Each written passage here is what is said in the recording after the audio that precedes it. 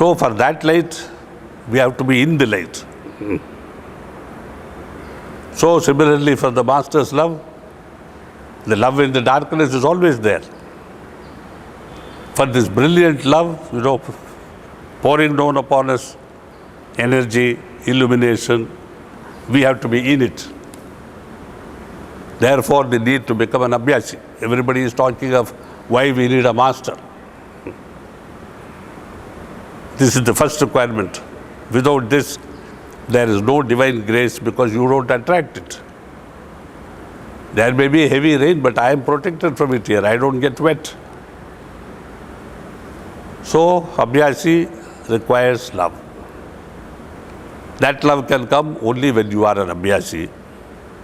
As Babuji said, if you are present in Sunday satsang, I see you like people in a television screen. You are in front of me, he said. He didn't say I see you. You are in front of me.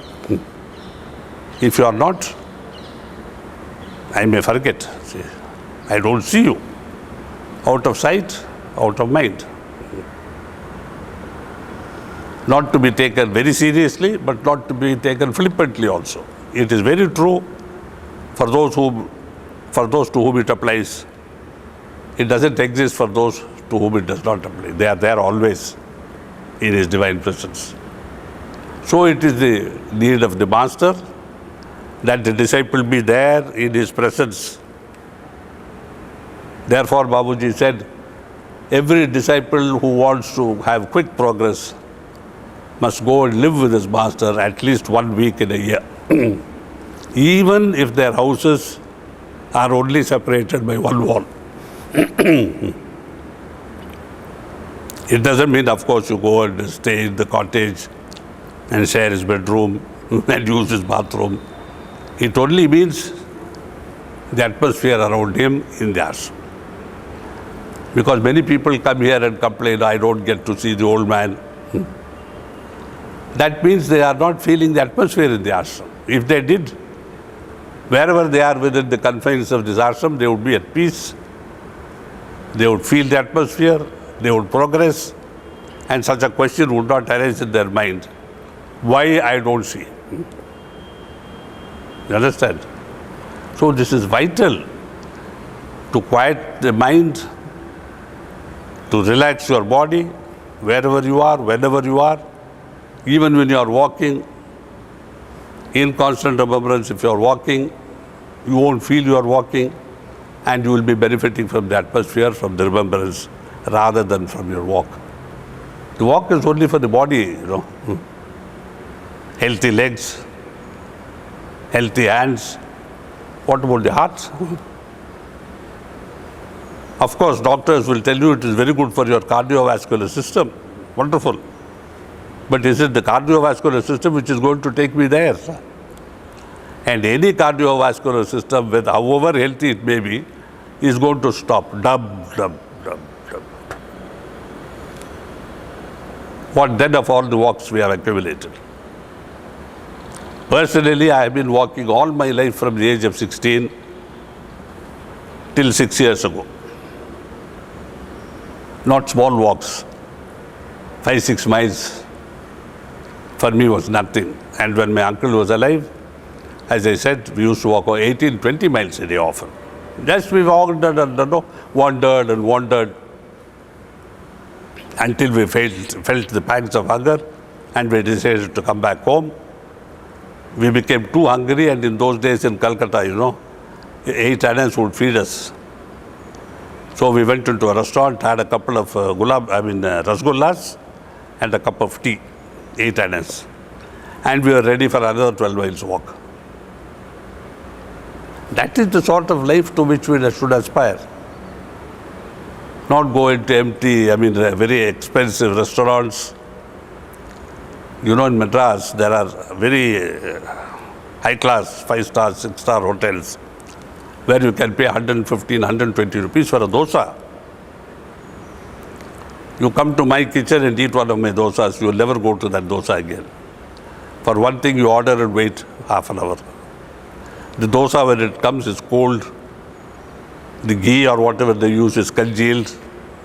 But you have to pretend, being rich people who are spending a lot of money, you have to pretend, wow, what are those eyes? Our life is a whole series of pretenses, pretensions, lies. Like that story of the emperor's new clothes. When two crooks cheated an emperor, they said, Majesty, we will weave your coronation robe. And he threw open his khazana, his wealth. And they went on asking for silk and gold thread and silver thread and jewels to adorn it with. And every few days the emperor went and the looms were being operated by them very shall we say actively. And they said, Majesty, it's too early to show you anything. And when he came on the day of his coronation to dress, he could see nothing. They told him, Majesty, anybody who tells lies will not be able to see this fabric. It has a divine content in it, so that only those who are truth sayers can speak, can see. No, he didn't want to say, I don't see it, because then he would label himself a liar. So he said, oh, what wonderful colors. Majesty, look at this. It's better than the peacock tail. And Majesty, look at this. It's more, if you will pardon me for saying it, Majesty, more beautiful than your queen's complexion. Flattery, flattery, flattery. So they produced one something like 100 yards, dressed him in that cloak, pretended to put a diamond clip here, a gold clip here, ruby clip here, and had 4 boys carrying the train. And he went out. And everybody was clapping because by then everybody knew that if you are a liar, you won't be able to see it. All the truth speakers, you see. Nobody saw it, but they couldn't say so until one child said, Daddy, Daddy, he's naked. So you see, innocence was able to tell the truth. Knowledge only makes you tell lies. Therefore, Babuji said, all knowledge is useless. It is useful only for 2 things, to earn your living in this world and to tell a lot of lies to do it.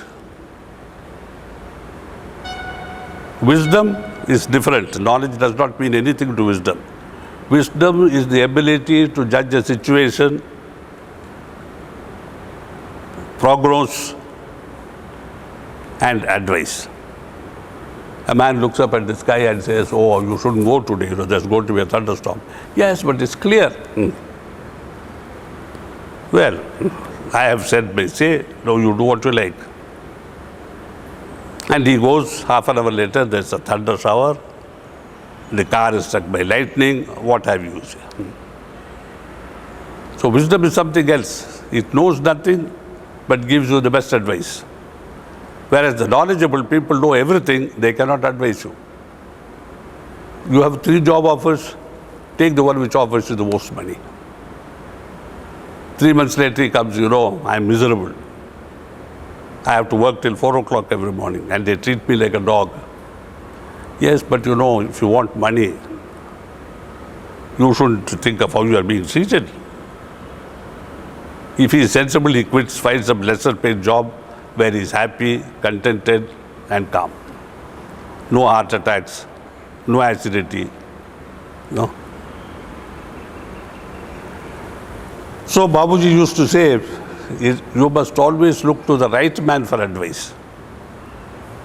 I said, please elucidate. He said, well, if you take a rickshaw and go somewhere and you ask the rickshaw man, where can I get the best food in this town? He will send you to some stinking place over a gutter and he says, that's the best puri, it's cheap, only 2 annas. You will fall sick.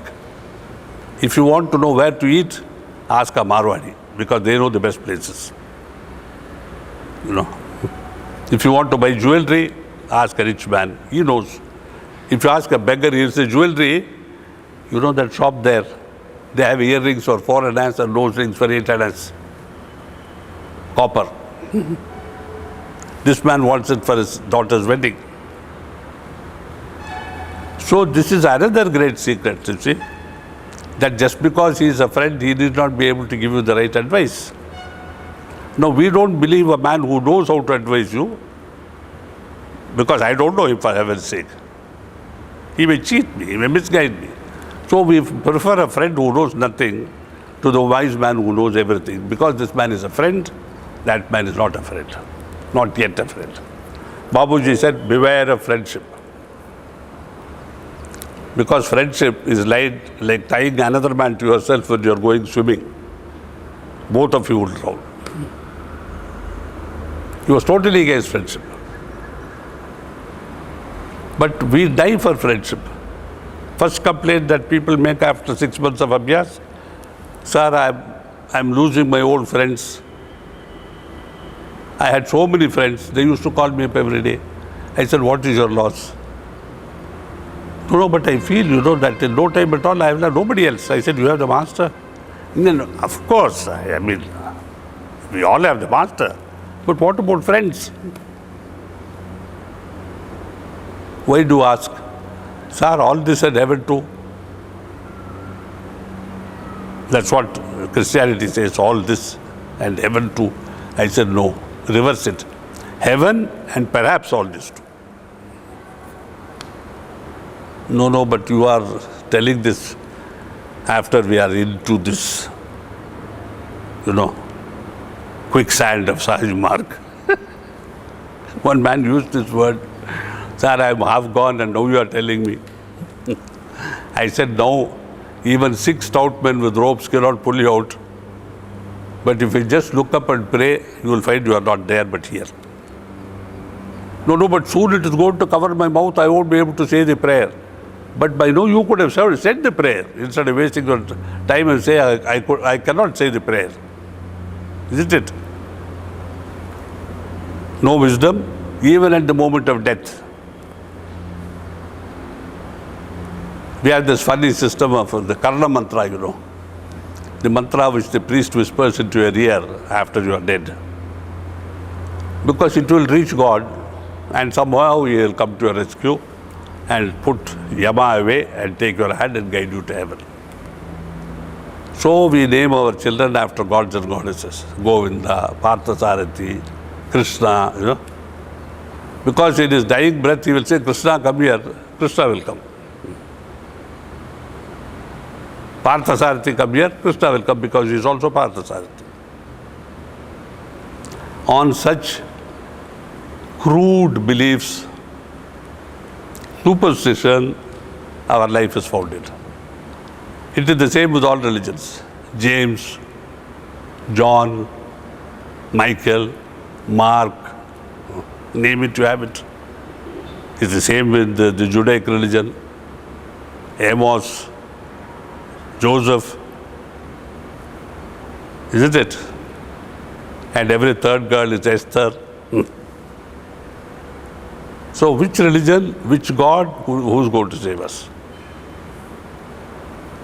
Sahaj Marg says, there is no God except the Guru. I said, if you were a Christian, you would be crucified for blasphemy. He said, there is no blasphemy. God knows it is the truth. Because to reach Him, you have to have a Guru who will take you to Him. And that Guru must have already been to Him, must be acquainted with Him, so that he can take you by hand and say, Divinity, I have brought him to you, and push you at his feet and say, now be happy. So Babuji said, find one who can guide you to him. And such a person you tie to yourself with ropes of steel. Not because he may escape, but because you may be tempted to run away. Everybody thinks, I tie my master to myself so that he may not. He doesn't want to escape. You have to tie yourself to him so that you don't do something foolish and try to escape. That again is for our own security, for our safety, for our permanent association with the Guru, so that we reach him. And there's the danger, when Babuji says, now my son, my work with you is over. If you think, now I don't need the master, like the snake and ladder from 99 to 6. It happened in the case of one venerable old gentleman to whom Babuji said, I have put you in touch with God. You don't need me anymore. Because even in the presence of divinity, without the Master, you are nowhere. Because he is part of that divine presence. You know, in the kingdom of God, there are all the people who have come up to him. And how can you renounce somebody? Now you are part of that audience, presence, assembly, whatever you may like to call it. The biggest mistake, the biggest danger comes at the end, not in the beginning.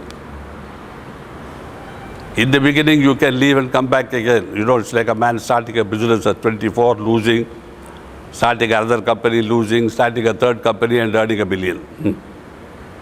But if you do it at 66, you have nowhere to go. You have no energy, you have no courage, you have no hope. So don't worry about mistakes in the beginning, but be very sure that you don't make these tragic mistakes at the end.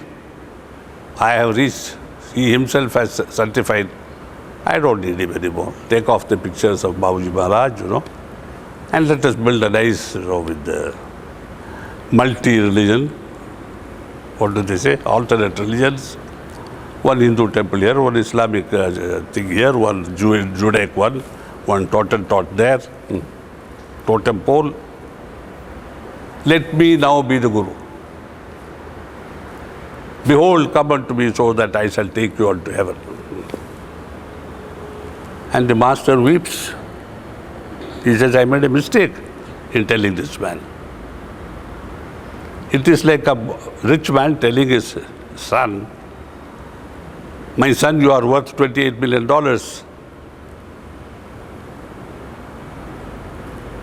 The son starts, chasing so-called happiness, so-called pleasure, and in no time at all his $28 million has vanished, and the father's peace of mind is gone, his health is gone, he has a heart attack.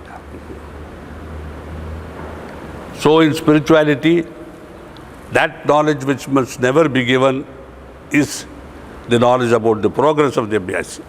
Therefore, the preceptors are cautioned against telling the abhyasi his condition.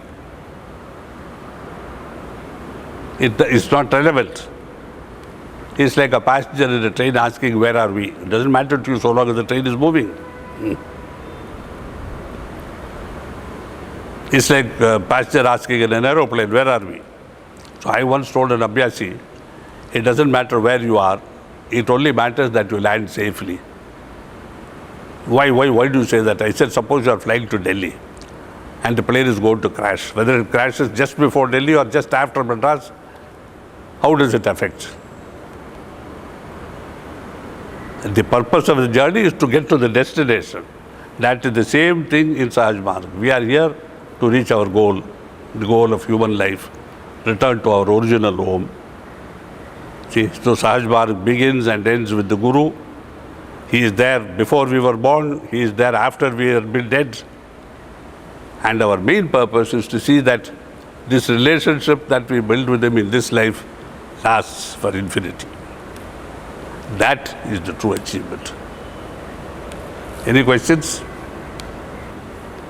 I have one question, sir, that from the times of Babuji till today, things have changed materially and perhaps it is going to change in the future. What is one thing that we should never lose in our focus? The one thing we should never lose is the hand of the Master. Metaphorically speaking, I am always holding his hand. And what I think is always true in reality. If I lose sight of that, Gaela.